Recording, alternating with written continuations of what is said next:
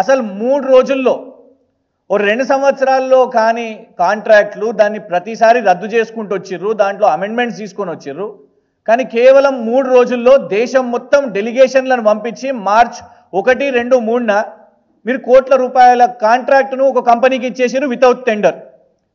మరి ఈ 3 రోజుల్లో అధికారులు, ఆర్టీసీ తెలంగాణ ప్రభుత్వం అధికారులు ఏ రాష్ట్రాలకు వెళ్ళిండ్రు, ఏ రాష్ట్ర ప్రభుత్వాల అధికారులను కలిసిండ్రు, ఏం రిపోర్ట్లు ఇచ్చిండ్రు అని దాని డీటెయిల్స్ అడుగుతూ ఆర్టీఐ పెడితే దాని మీద సమాధానం వచ్చింది. ఇది ఎన్వలప్తో సహా చూపెడుతున్నా, ఎందుకంటే మళ్ళీ రేవంత్ రెడ్డి గారు ఇదేదో మేము క్రియేట్ చేసినామని చెప్తారు తప్పించుకోవడానికి. స్టాంప్ కూడా ఉన్నది నేతాజీ సుభాష్ చంద్రబోస్ గారిది.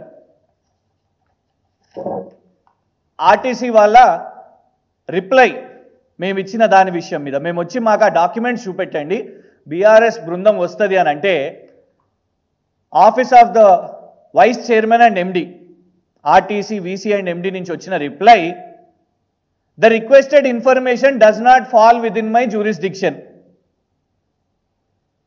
బస్ భవన్, ఇక్కడ పబ్లిక్ ఇన్ఫర్మేషన్ ఆఫీసర్ స్టాంప్ కూడా ఉన్నది, సంతకం కూడా ఉన్నది.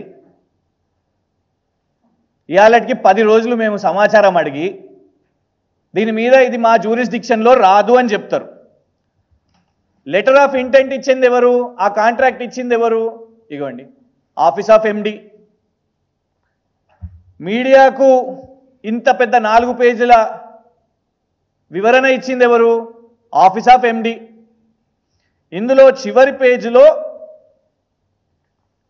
ఈ ఒప్పందానికి రాష్ట్ర ప్రభుత్వానికి రవాణా మంత్రిత్వ శాఖకు ఎలాంటి సంబంధం లేదు అని రాసింది ఎవరు?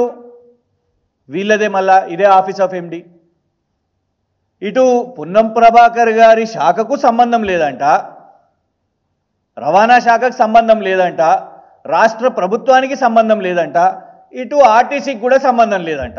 మరి ఎవరికి సంబంధం ఉన్నది? నకిలీ మద్యం తీసుకొని వస్తారు, జూపల్లి కృష్ణారావు గారికి సంబంధం లేదంటారు. 10:30 తర్వాత మీరే మీడియా వాళ్ళు వేసారు కదా, 10:30 తర్వాత తిరిగితే ఫ్రెండ్లీ పోలీస్ ఉండదు, లాఠీ చార్జ్ పోలీస్ ఉంటుందని వీడియోలు వచ్చినాయి పోలీస్ ప్యాట్రోల్ తిరుగుతుంటే. అది మళ్ళా కాదు, యూటర్న్ లేదు అది నిజం కాదు అని అంటారు. మరి ఇదేంటిది? కోట్ల కాంట్రాక్ట్ అండి ఇది. దీని పేరు మీద మీరే లెటర్లో ఏమని అన్నారు? ఉచిత టికెట్లు, మహాలక్ష్మి స్కీమ్. దాన్ని అడ్డం పెట్టుకొని స్కామ్ చేస్తున్నారా, ఫ్రాడ్ చేస్తున్నారా? కనీసం సమాధానం కూడా చెప్పలేరా? ఎవరి జ్యూరిస్డిక్షన్లో ఉన్నది ఇది? కాంట్రాక్ట్ ఇచ్చినప్పుడు, సంతకాలు పెట్టినప్పుడు ఇవాళటి వరకు, నేటి వరకు కూడా మీరు గమనించండి నకిలీ మద్యం విషయం ఇది. ఎందుకంటే చూస్తున్నాం మనం తమిళనాడులో రోజు రోజుకి ఇవాళటి వరకు కూడా మృత్యుల సంఖ్య పెరుగుతున్నది.